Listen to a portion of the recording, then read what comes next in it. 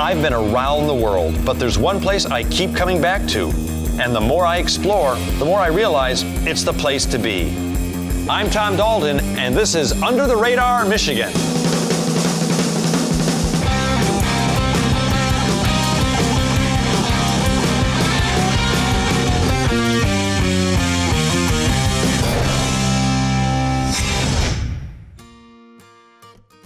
Hey everybody, it's me, Tom Dalton, from the smash hit, Emmy Award-winning PBS TV show Under the Radar.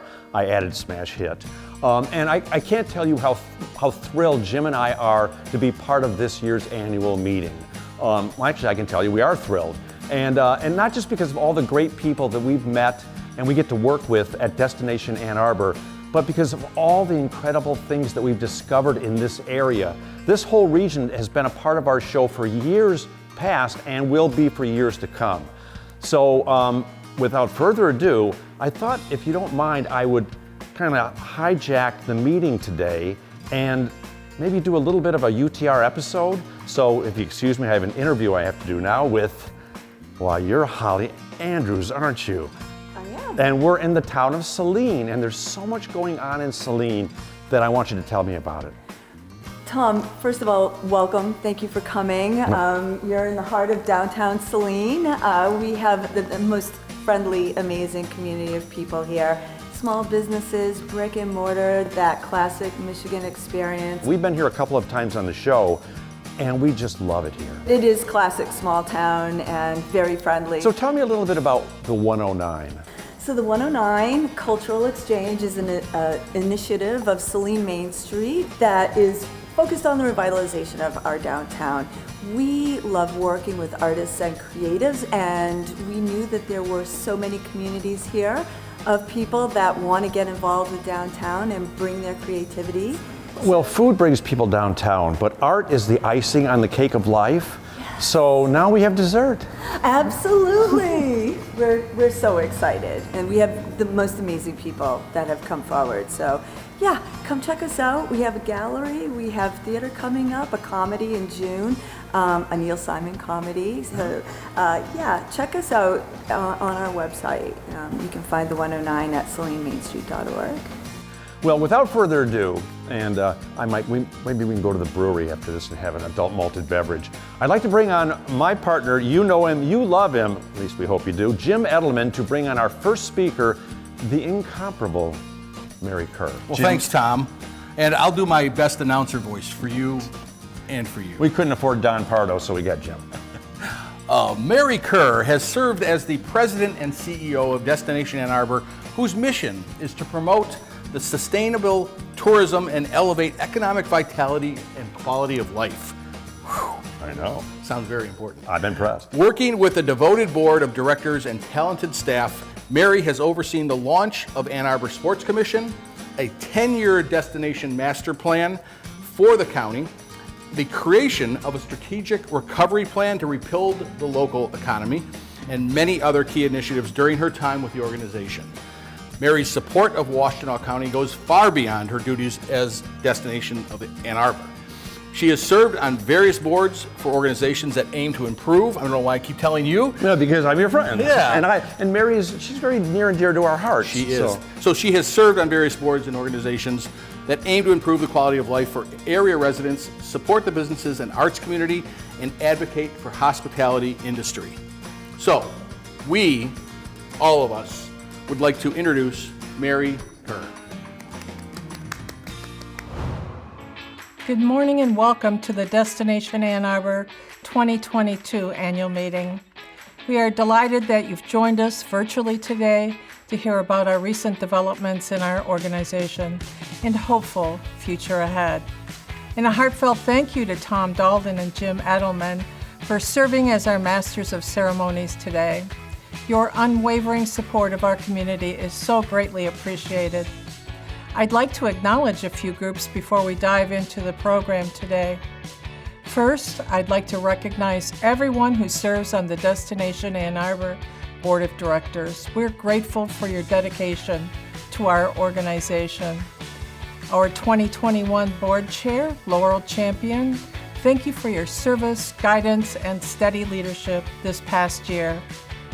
And thank you to our current 2022 Board Chair, Michael Weber. We are excited about what you'll bring to the organization with your significant experience in the hospitality industry. Next, I'd like to thank the dedicated and hardworking Destination Ann Arbor staff. Their innovation and can-do attitude has been inspiring, and as you'll see throughout the meeting today, their hard work has paid off. Finally, while I wish there was time to acknowledge every single person joining us today, there are a few special guests I would personally like to thank. We have several elected officials with us today from throughout Washtenaw County, including from the Washtenaw County Board of Commissioners. We greatly appreciate our partnership with all our elected officials across the county. And I'd like to give a special thank you to County Administrator Greg Dill and Deputy County Administrator Diane Height. And our dear friends at Travel Michigan, led by Dave Lorenz, thank you for helping us tell our story. Of course, today is also made possible with the generous support of our sponsors. I'd like to thank presenting sponsors Golden Limousine International, Graduate Ann Arbor, and the Kensington Hotel. And to our in-kind sponsors, Kindling Creative and Russell Video. What you'll see and hear in today's annual meeting should serve as a reminder that Washtenaw County is indeed a very special place, and we want to focus on the inspiring ways our community has pivoted, adapted, and conquered. And later in the program, we'll hear from our keynote speaker, Adam Sachs, who will detail the path towards further economic rebuilding in the tourism market. Adam, we are honored to have you here with us today. But first, I want to share some great news. Our 3 major union training groups will be returning this summer, and we couldn't be more excited. We're grateful for their support and commitment to Washtenaw County and can't wait to host them once again. Let me now take a moment to reflect on some of our achievements in 2021. It was a year marked by optimism, creativity, and steadfast resolve to make each day better than the last. I'm proud of the strides we made and the foundation that was established for even more growth in 2022. For a more detailed look at all the ways Destination Ann Arbor served as a resource for our community, I invite you to view our full 2021 annual report, which will be emailed to you after this meeting. The future is bright, and we are proud to call each of you partner as we navigate this journey together. Stay hopeful, stay focused, and stay strong. Thank you. And now, our 2021 Year in Review video. Enjoy.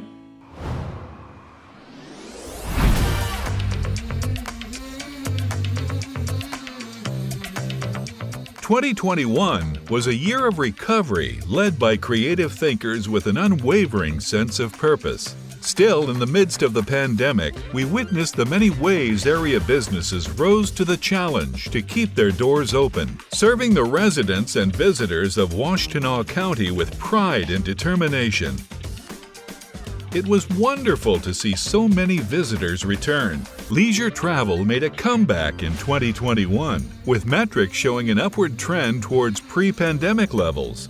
And at Destination Ann Arbor, we made it our mission to support and uplift our hospitality partners the best we could. We adhered to our strategic recovery plan, guiding us as we made decisions and reviewed opportunities that would help the local economy and restore consumer confidence. We collaborated with hoteliers in the development of the first ever Ann Arbor Area Hotel Week, which generated over 100 room nights. Our community's vibrancy came alive through social media. We encouraged travelers and townies to explore and find those hidden gems which make our county so special. And our 46 blogs written in 2021 contributed to a record number of website sessions, 826,000, an increase of 120% over 2020. Our partnerships with Under the Radar Michigan, On the Ground Ypsilanti, and Pure Michigan gave us a platform to highlight local businesses that are doing incredible things in our community. The Destination Ann Arbor sales team was hard at work booking conferences, meetings, and events, making the most of a sluggish return of business travel. We generated leads for future conferences totaling 74,000 room nights, with an estimated economic impact of $17.9 million, a significant increase over 2020. And this year, we are excited to announce that all 3 union training groups are returning. The creative light of Washtenaw County continued to shine brightly in 2021, and we are proud to have provided both financial and marketing support to our area's most cherished events. In 2021, we took a meaningful step forward in our commitment to diversity, equity, and inclusion. Partnering with Ypsilanti-based Branhart Evolution, we structured a plan enabling us to support and advocate for improved DEI awareness within the hospitality industry. The Ann Arbor Sports Commission had another impressive year, bringing back events that were canceled in 2020 and successfully completing bids for 2 new events: an Epson Tour Women's Golf event and an International Ice Hockey Coaches Association event, both being held in 2022. 2021 was quite a year. Our spirits were raised and our hopes were lifted. We saw a return of leisure travel and were in awe of the perseverance we witnessed with our hospitality partners. We were inspired by creative thinkers and the dogged determination of business owners who rose above the challenges that faced them. And we were reminded that Washtenaw County is a very special place, full of people who are ready to serve our visitors with warmth, grace, charm, and that little extra thing that makes us who we are. 2022, we are ready for you. Hey everybody, we're back, and that was a really nice video, actually nicer than our TV show. Jim, I hate it when that happens. Anyway, continuing in the vein of the fact that we have hijacked the meeting, we are in Dexter right now at a place called the Encore Theatre, and I'm with Dan and Jessica. This place is amazing, and Thanks. I have to say that there's nothing better than live theater. A lot of people don't realize that. A lot of young people who haven't been yet, live theater is so wonderful. Especially coming out of a pandemic, right? True, that's true. Yeah. And tell me about the Encore Theatre. I mean, you guys are relatively new? Well, it's really about 12, 13 years old, but we just moved into a brand new venue right here. And currently we have a world premiere of a Broadway-bound musical Yes. in rehearsals here called 1,000 Faces. And we also do, in addition to our 4 musicals a year, we do tribute concerts, we do jazz events, we do all kinds of special, cool events. Yeah. I have to admit, when we walked in and you hear them working on the sets and things like that, it's so different than going to a movie or just going to see live music or something. Yeah. Live theater, like you said, so multidimensional. It hits you on so many different levels. It's such a great experience. You know, we love it. It's, the energy that you get from a crowd it's different than sitting at home on Netflix. And you guys, exactly. Please, I've got enough of that. Yeah. And you guys are in Dexter, and we've been here a couple of times on this show. Just in a few words, what do you love about this town?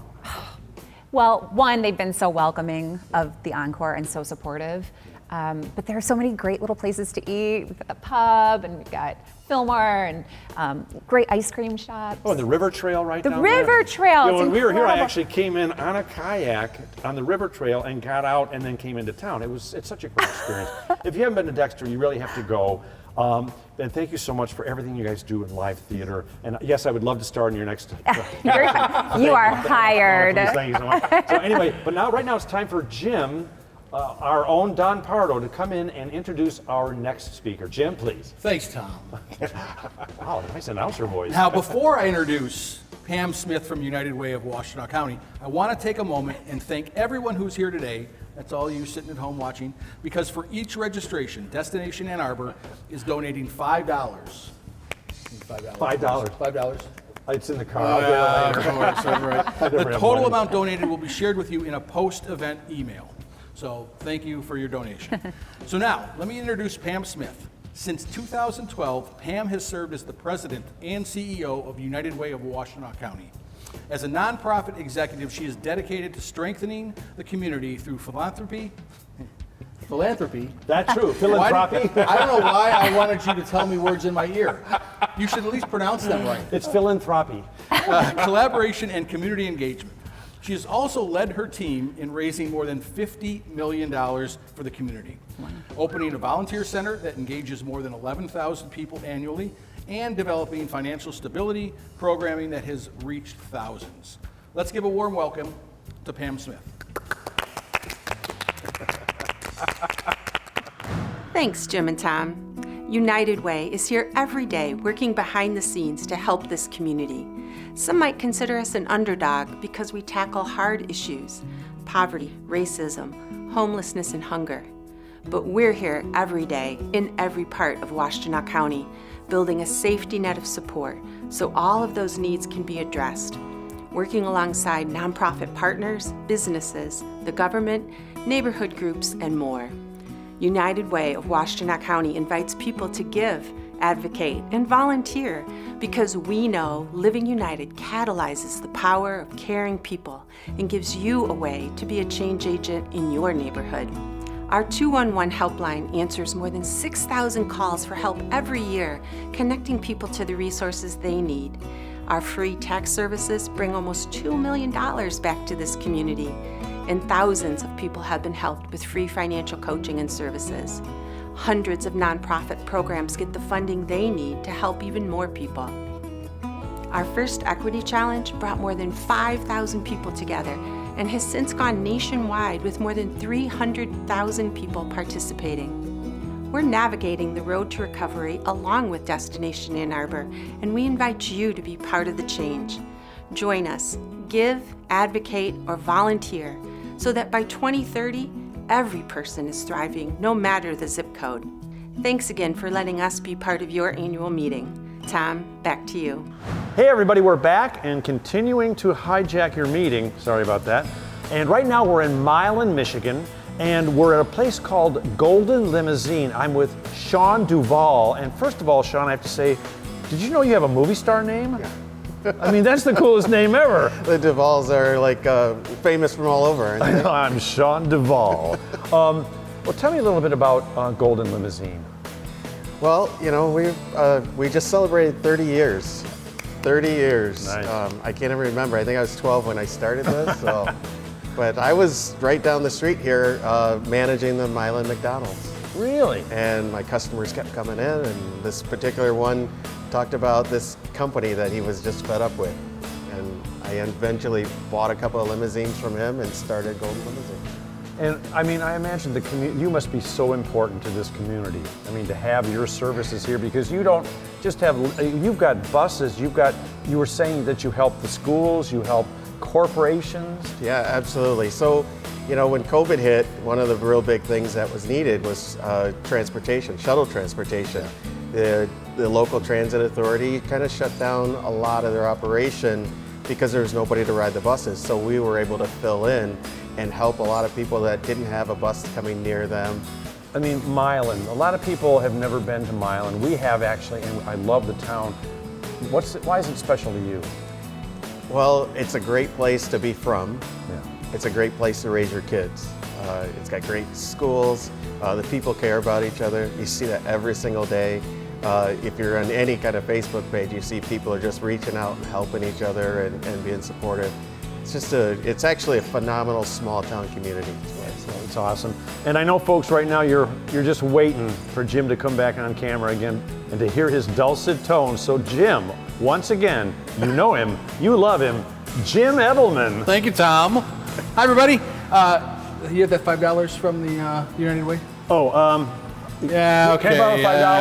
Yeah. I got you covered. So, Michael Weber grew up in the hospitality industry, working every job at his family's business, Weber's Hotel and Restaurant. He graduated with a BS in hospitality from business from Michigan State University. Michael worked at Hyatt Hotels and Shaw's Crab House. It's the bigger version. The Shack was the smaller one. Right, he started with the Shack and then bought the house. Of course, that's how it works. Before he returned as vice president at Weber's in 2011. Michael currently serves as president of the Washtenaw County Hotels Association and the 2022 chair of Destination Ann Arbor. Michael looks forward to spending his life here and contributing to the community. Please welcome Michael Weber. Good morning. Thank you, Tom and Jim, for the introduction. I appreciate everything you do to support and promote Washtenaw County. I'm honored to serve as the 2022 chair of the board, working alongside a dedicated group of people who are passionate about our community. Leading this charge in 2021 was our outgoing board chair, Laurel Champion. Thank you, Laurel, for your leadership and guidance during this year of recovery. To begin, I'd like to introduce our 2022 Board of Directors, starting with our Executive Committee. A warm welcome to Mike Alamang, Laurel Champion, Sean Duvall, Dan Fine, Andy French, Barry LaRue, Francis McMullen, Brenda Stumbo, and Mary Kerr. Now I'd like to introduce the remaining members of our 2022 Board of Directors. Your dedication to Destination Ann Arbor and your tireless commitment to our mission is inspiring. Thank you. As I wrap up, I want to take a moment to acknowledge two long-standing business owners who have chosen to retire this year and offer a heartfelt thank you. For decades, the Cabot and Common families touched so many lives in our communities and provided countless fond memories. We are so grateful for everything they've done and wish them the very best in all their future endeavors. I'm feeling hopeful and inspired by what's in store for 2022. Destination Ann Arbor has some exciting things planned for this year, in keeping with their vision to support the local economy and promote the vibrancy of our community. I'm proud to be a part of it. Here's to a brighter future ahead. Hey everybody, I'm back, and I'm with Eric Williams. I'm in downtown Ypsilanti at probably one of the nicest, coolest, hippest stores I've ever been in. It's called Puffer Red's. Yeah, and this place is amazing. Thank you, thank you. Now you guys sell, it looks like everything that I should be wearing, but I don't. That's why I look like this. You look great. Oh, thanks. Now tell me about the store. Hey, we've been around since 1979. Been in downtown Ypsilanti here since 1982. Wow. Ypsilanti has been great for us.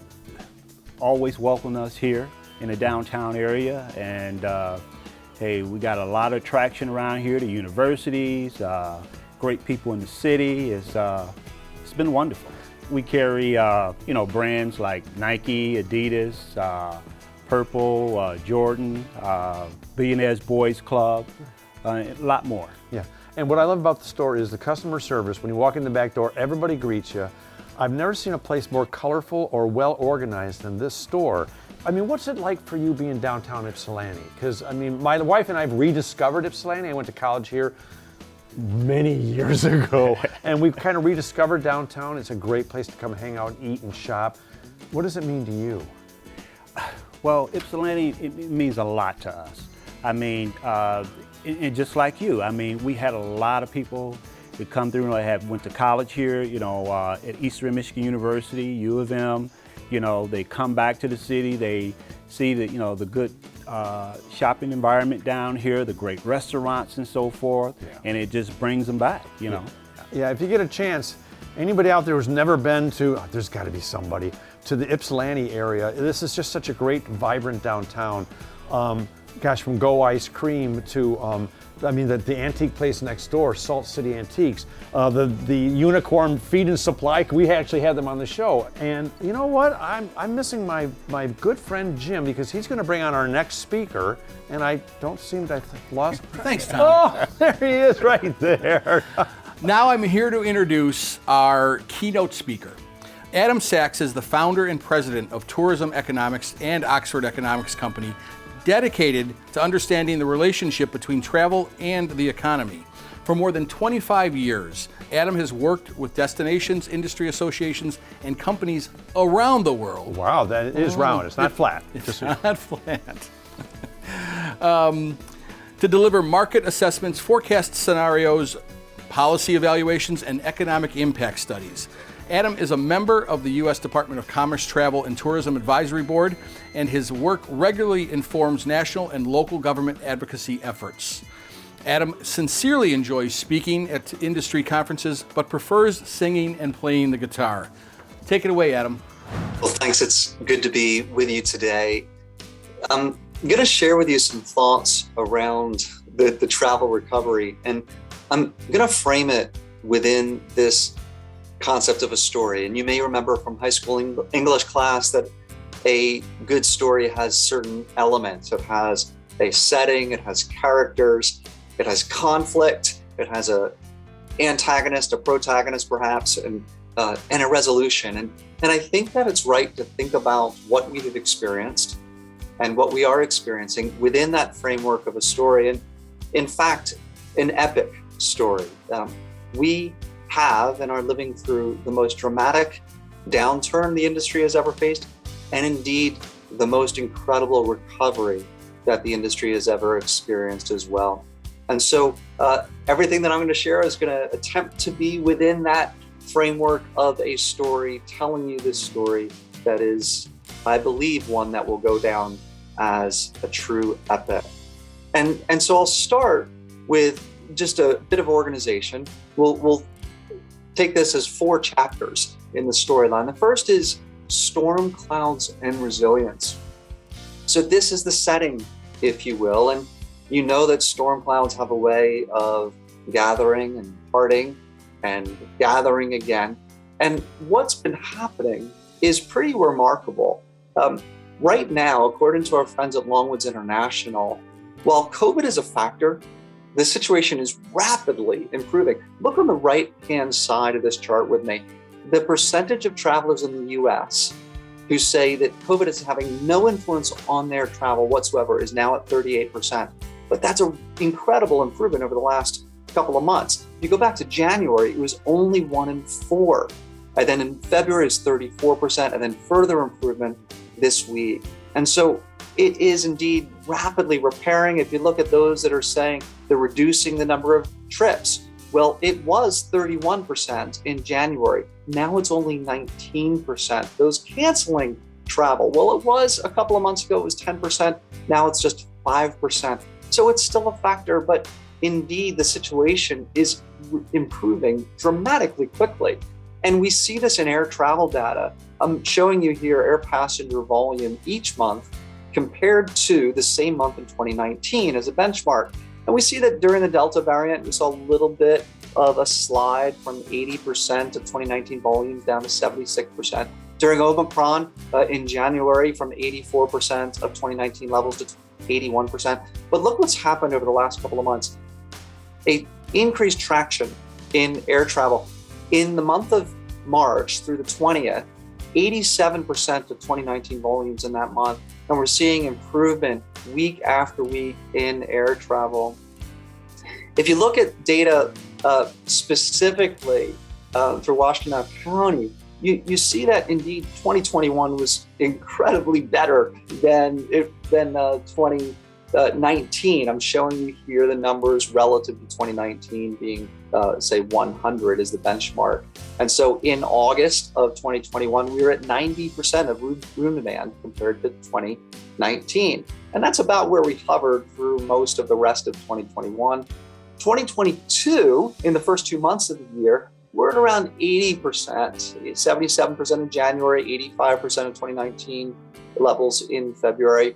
But it's highly likely, given all that we're seeing, that as we move into the spring, into the summer months, we're going to see numbers that match much more closely to 2019 levels. And the same story is evident in terms of hotel room revenue, noting that actually in 2021, there were months that were better than 2019, particularly the month of September and the month of November last year exceeded room revenue numbers in 2019. And so while the little bit of a decline in the early months of 2022, once we work our way toward the peak season for Ann Arbor, we expect to see improvements in the market as we move forward.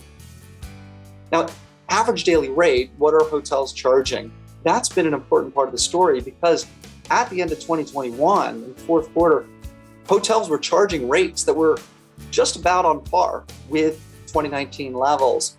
And so that's been really encouraging to see in terms of overall performance, that prices have been holding up even while occupancy rates have been a bit behind. And to give you one more point of encouragement in terms of the way that travelers feel, in the latest survey from destination analysts, 84% of travelers say they're ready to travel right now. And that is about as high as it's been over the last 2 years.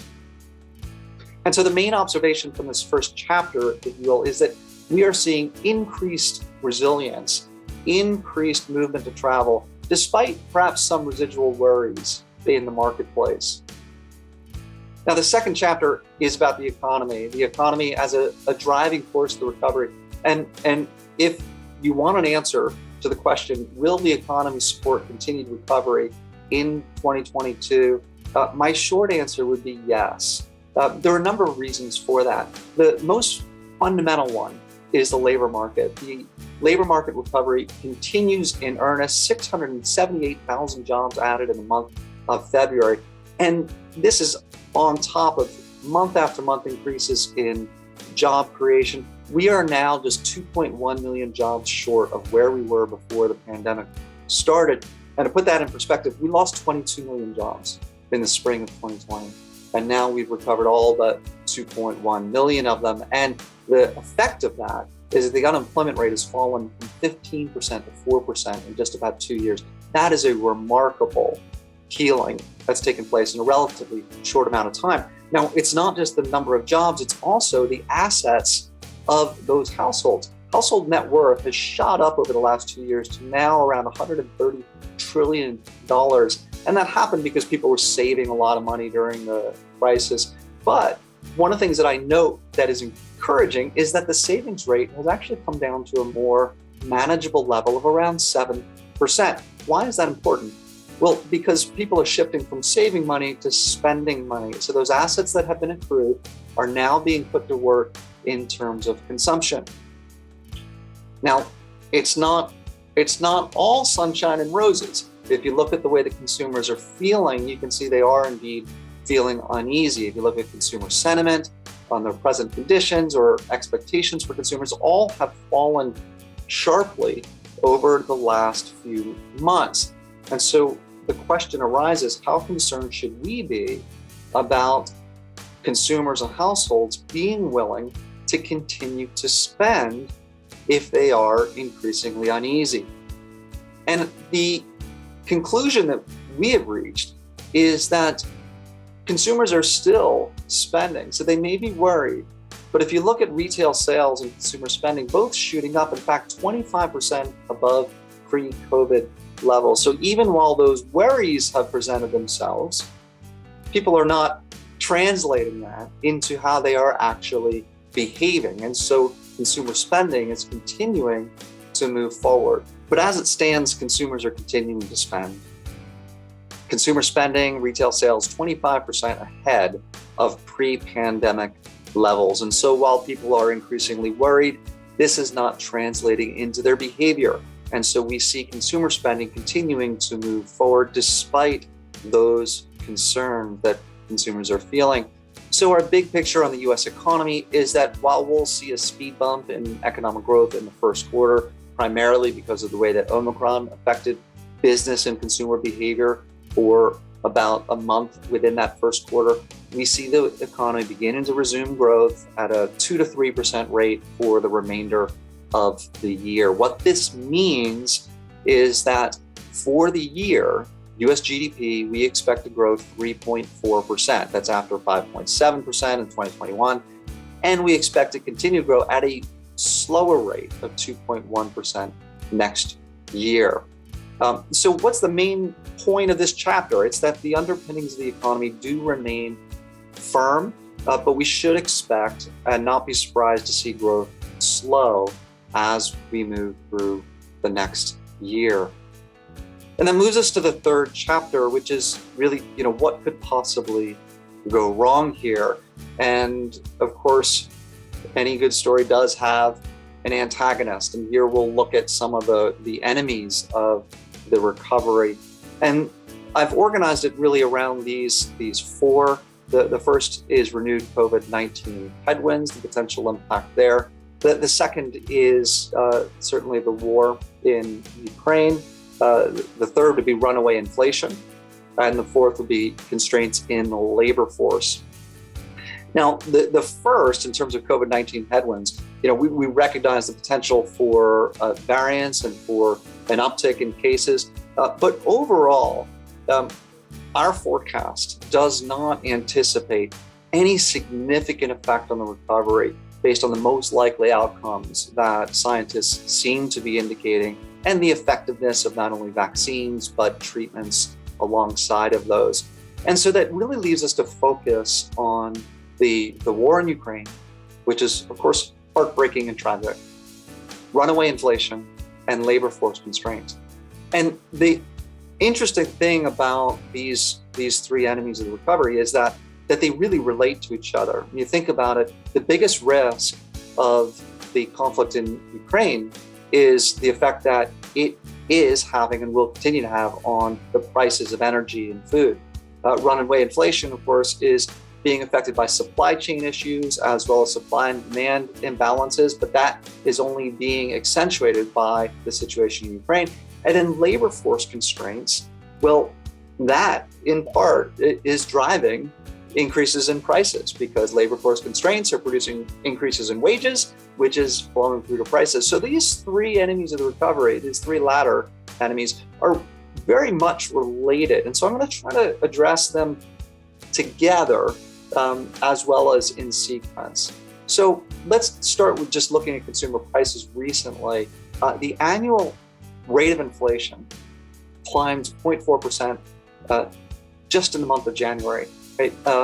Just in the month of February, and that is an annual rate of 7.9%. You have to go back to 1982 to find a rate of inflation as strong as it's been through the month of February. Core CPI, that's the one that excludes energy prices and food, still up 6.4% on a year-over-year basis. That's the fastest since August of 1982. And so these are indeed kind of shocking numbers that we do need to ask what's the risk here of this continuing, and how could that affect the travel recovery? Well, our expectation is that these higher food and energy prices are going to keep inflation high for the rest of this year. And you can see that if you look at the coming months, we actually expect food and energy prices to continue to drive high inflation through the first half of this year before we see that beginning to come down. But if you look at the fourth quarter of 2022, we're still anticipating inflation of around 4%, which is well above what the Federal Reserve would prefer and well above what is optimal for economic growth. Now, the related challenge is labor shortages. In the leisure and hospitality industry, there is a job open rate of 10%. That means for every 10 jobs, there's a job opening. That's much higher than the rest of the economy, which is around 7%.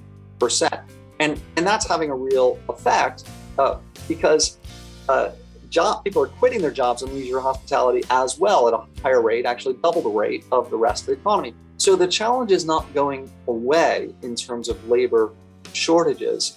And one of the byproducts of this is that wages are rising really fast in our industry. Up some 18% relative to the same month in 2019, which is much higher than the total of the economy of around 14%. And so these higher wages, in part, are to help bring employees back into the market. But one of the things that we see as an off-ramp in time is that the labor supply is increasing. The labor force participation rate rose in February to 62.3%. That's the highest it's been since the pandemic started. And so as people re-enter the labor force and as those fair wages encourage people into the industry, we will see improvements on the constraints in the labor force. But this is going to be with us for a while. We see the travel industry needing to make do with fewer employees for the next several years. And in one sense, this is a restructuring that the industry is already successfully dealing with. For example, in the US right now, lodging employment is 20% below what it was in 2019. But room demand is getting very close to where it was. So obviously, hotels are managing to make do, even if it's difficult, with fewer employees. Now, one of the things that will help to tamp down inflation as we move through the year is the Fed is absolutely going to continue to raise interest rates. We expect, when all is said and done this year, 175 basis points. That's going to tap the brakes in the economy, help to pull back just a little bit on demand so that supply can catch up, and we see inflation begin to subside as we move the latter part of the year. But we haven't even talked about gas prices yet, right? Gas prices is particularly challenging because it not only has the effect of raising overall inflation, it also makes travel more expensive. And so the question is, with these high retail gasoline prices that you're seeing that have shot up to really a historic high in nominal terms, will they affect the travel recovery in a significant way?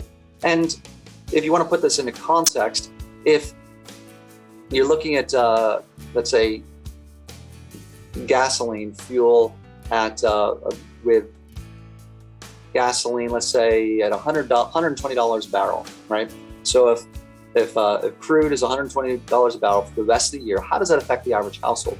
Well, the answer is it's about $130 every single month. If you do make that assumption that the price of oil stays around $120 a barrel. So that $130 a month is not insignificant. The question is, how will it affect travel? Well, one perspective comes from our friends at Longwoods, that their most recent survey asked, how are rising gas prices going to affect your travel plans? Well, this is pretty shocking. 34% of travelers say that rising gas prices is going to cause them to reduce the number of trips that they're taking. 33%, I'm going to choose destinations closer to home. 27% and 26% say I'm going to reduce the amount I spend on other things such as retail or recreation. So how concerned should we be, right? If we take this response to this survey, we might say gas prices are going to have a huge effect on the travel recovery. But I want to present to you our view that while people are saying it's going to affect their plans, it won't actually. That people are more voicing their concerns and their displeasure with gas prices in the survey than they are actually describing how they will in real time behave. Why am I saying this? Well, the reason is because if I look historically at the relationship between gas prices and gas expenditures, they move lockstep together. That means that fuel consumption is highly inelastic relative to prices. That means that as gas prices go up, people spend the exact amount more in gas purchases, which tells me that people historically have not been affected by gas prices in the way that they actually drive and spend their money on fuel. And to give you a little more perspective that I think is really interesting, right now, as a share of total annual expenditures, we're forecasting gas to be about 4% of total annual expenditures across all goods and services. Gas represents 4%. That is much lower than it was in 2011, 2012, 2013, 2014. And so that's because incomes have risen, right? And expenditures, consumer spending has increased quite a lot over the last 10 years. So that is why, as a proportion of overall expenditures, even with a significant 25% increase in gas prices for the year, it is not pulling back on overall spending very much because gas represents a smaller share of spending than it did a decade ago. Let me add to this that air travel is still pretty affordable. If you look at the domestic average airfare in the US, that's the dark blue line on the left, you can see that it's still a bit below where it was in 2019, and that's in nominal terms. So in real terms, it's even lower, and you can see that on the bottom chart that airfares in the US have not kept up with overall inflation. And so air travel, while not at all times to all places, on average is still very, very affordable. And here's the last point of encouragement in terms of the effect of inflation, is that earnings, wages, have increased more than prices. That light blue line is private earnings, all indexed back to the beginning of 2020. You can see that they remain higher than the consumer price index, as well as the travel price index, which focuses on the prices of travel-related goods and services. And so while that gap has narrowed, we do see indeed that earnings have remained ahead of overall prices. And so there's still money left over for travel, even with these price increases. And so the point of the chapter is that yes, inflation and labor force constraints, they certainly represent a risk, and we need to keep our eye on that. They're likely to improve as we move through 2022, and they should not be showstoppers in regards to the recovery. And that moves us to our last part of the storyline, which is travel forecast milestones. How does this story end? What is the conclusion of all of this? Well, I'll share with you a few thoughts on where I think this is headed. The first, another view from our friends at Longwoods, which is that intentions to travel remain very high. 9 in 10, which is where it's been over the last several months, 9 in 10 travelers have travel plans over the next 6 months. And this is really instructive because you may remember that just a few slides ago, over a third of travelers said that they were going to reduce their travel plans as a result of high gas prices. This belies their response on that gas price question, because still 90% say, yeah, I have travel plans over the next 6 months. So we don't expect people to be canceling their plans or even reducing them in any significant way as a result of gas prices. Now, there have been predictions about certain segments of the travel industry, and some of them are not aging particularly well. This one was that more than 50% of this will disappear in a post-coronavirus world. This was made by Bill Gates at the end of 2020 in regards to business travel, that more than half of it's going to disappear permanently. But here is the reality. 72% of businesses are already traveling right now, according to GETA, a high over the last 2 years and still rising. And in fact, of those not traveling, 59% they expect to start in the next 3 months. And that also has risen significantly over the last few months. And so if you take the 72% that are currently traveling, plus the 59% of those that are not, that plan to in the next 3 months, you get to this expectation that 89% of businesses will be traveling within the next 3 months or already are. And we're seeing that in business travel data from the airlines as well as the hotels, that business travel is indeed coming back. And in fact, the latest data from STR nationally shows that group room demands, the conferences, conventions, trade shows, and the like, averaging about 75% of 2019 levels over the last few weeks. We also look at data, forward-looking data on room nights that are on the books, and looking at room nights on the books across 250 destinations from Simple View.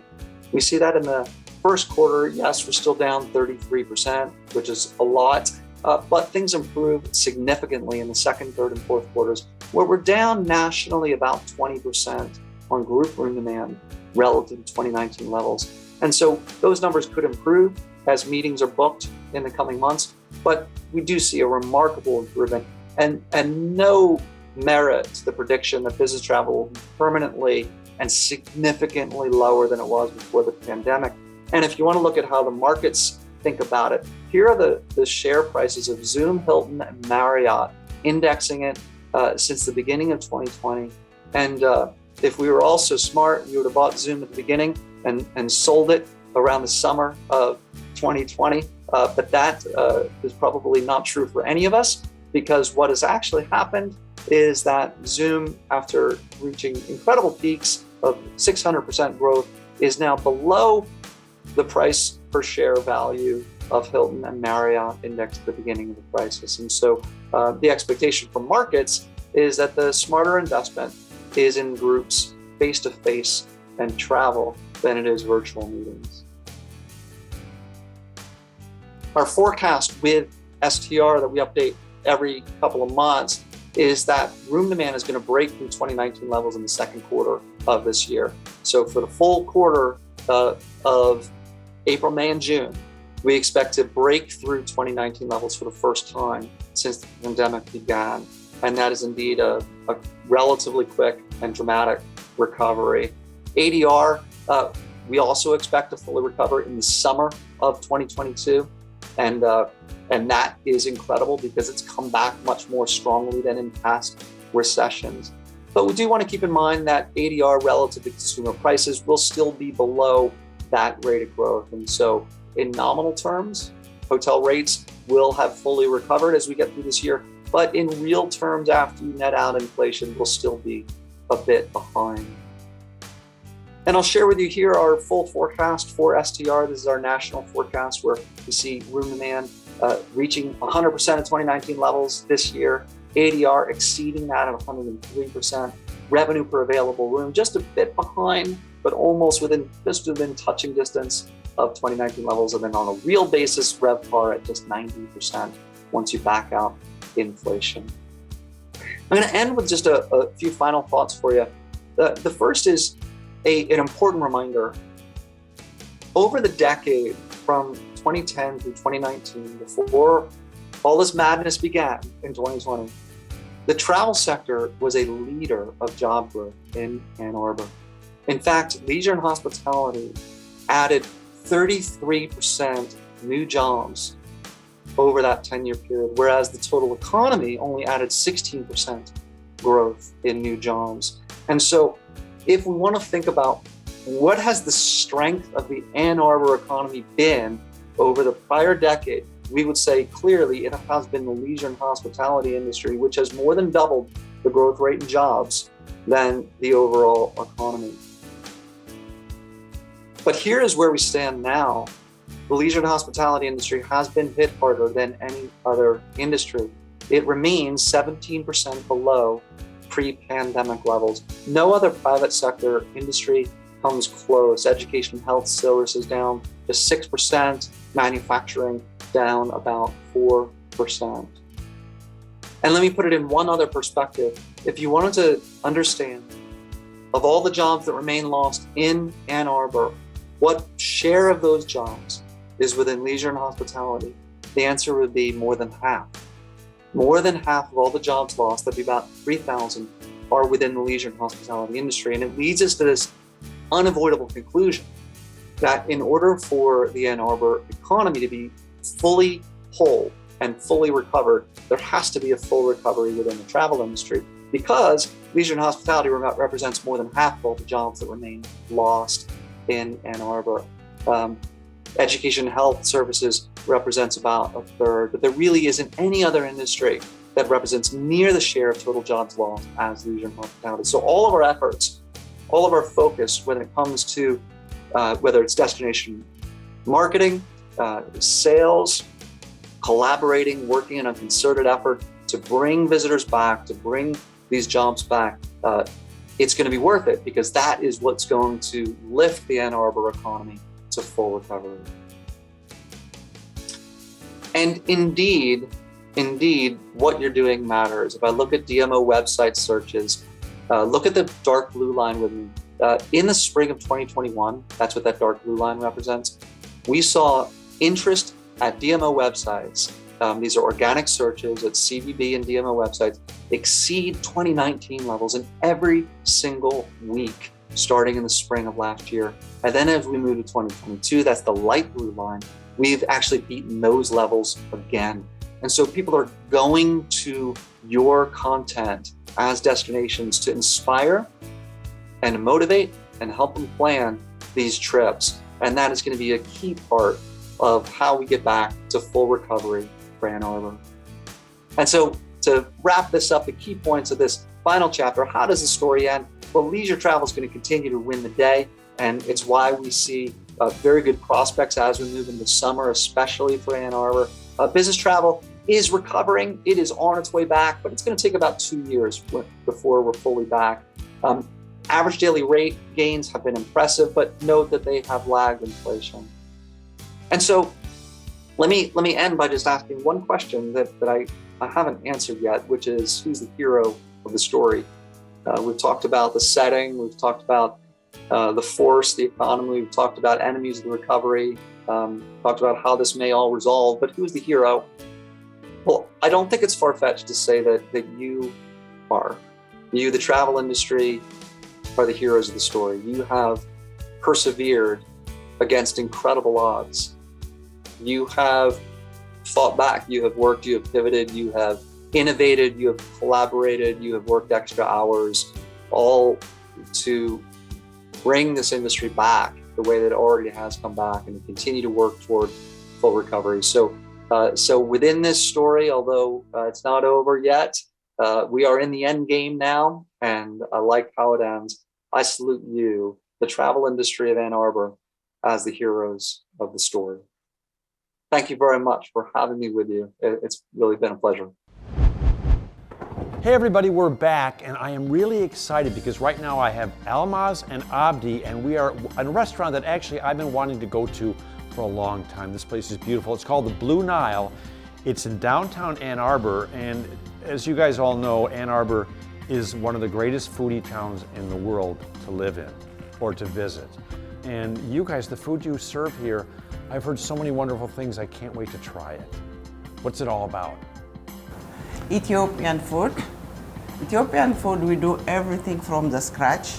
We do all the fresh vegetables, fresh meat. And how rewarding is it for you to have a place like this? We are very proud for being an Ann Arbor, and the customer from Ann Arbor is fantastic.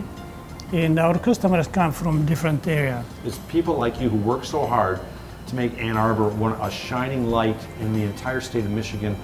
So if you get a chance, if you've never been to the Blue Nile, this is my first time, and Jim's gonna buy me a big, big dinner, he promised. Right, Jim? Yeah, that's what I meant. Right. Anyway, since we don't have another speaker right now, I'm gonna throw it to a guy, you know him, you love him. He's got a TV show, it's called Under the Radar. It's on PBS. His name is Tom. Take it away, Tom. Chelsea is one of those classic towns that whether you live there or not, when you get there, you're home. It's small town America done right, with just the right amount of great people, places, and things to do. When we were there on the show a while back, we baked up a great story for our fans. Take a look. I got a question for you. What do you get when you mix flour, eggs, sugar, and salt? Another great Michigan company, that's what.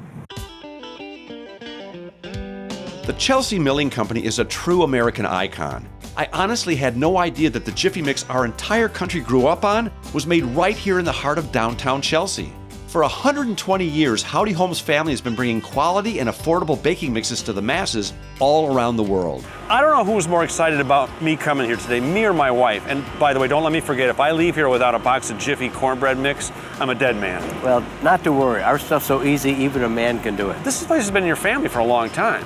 It has. We've been here since 1887, and I'm third generation in the brand Jiffy Mix, fourth generation in this location, and eighth generation in the flour milling business. Didn't your grandmother actually come up with the original recipe? She did. She not only came up with the recipe for our first product, which is all-purpose baking mix, she also came up with the name Jiffy. The Jiffy all-purpose baking mix was introduced in April of 1930. It was the first ever retail prepared mix. How many little blue boxes come out of here? Let's say in a week.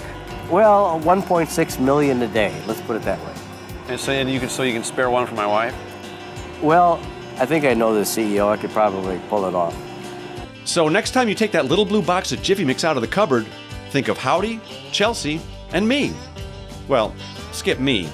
You don't want to spoil your appetite. Now, right now, I'm with Krista and Joe, and we're at a place that's in Manchester, Michigan. It's called River Raisin Distillery, and by virtue of the fact that I said distillery, I think I figured out what you guys do here, right? You make adult beverages, libations as it were, and how long have you guys been doing this?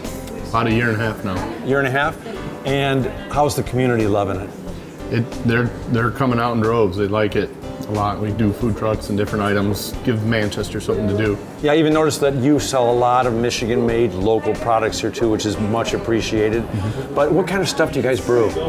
So we make 3 products right now. Our flagship is Cane and Grain, and that one we've ran for about a year and a half. And then last January we came out with Agave, our version of a tequila, but we got to call it Agave. And then just this March we came out with rum. We make a signature product called Cane and Grain. Right. We make it 100% from scratch in-house. There's nothing else like it on the market. It has the grains of a whiskey, the sweetness of a rum, and the cleanness of a vodka. You're not just making libations, you're actually making the community better. And now Ann Arbor has put together a special pass that you can use. Tell me about that. That's the Craft Pass. Yes. We are part of it this year. Yes. That's brand new this year. Yes, the Ann Arbor Area Craft Pass, and you take this pass and you go to a number of different breweries, distilleries, and whatnot, and then you get gifts and incentives and stuff like that. If you visit 8 of them, you get a free pint glass. Yes, it is awesome. And then most of the businesses on there have given some kind of discount just for participating. It's free to do. You just download it and good to go. Well, we've been here for about an hour now with you guys, and I just love the passion that you guys show for the community, for what you're doing. And it's just great young people like you getting together and making a change, forging your own future, and helping the community grow. So I appreciate that a lot. Thank you. I really do. Happy to do it. Oh, you have a libation. I have what's left of your libation. Well, I don't usually say this, but we save the best for last because, ladies and gentlemen, here he is. You know him. You love him.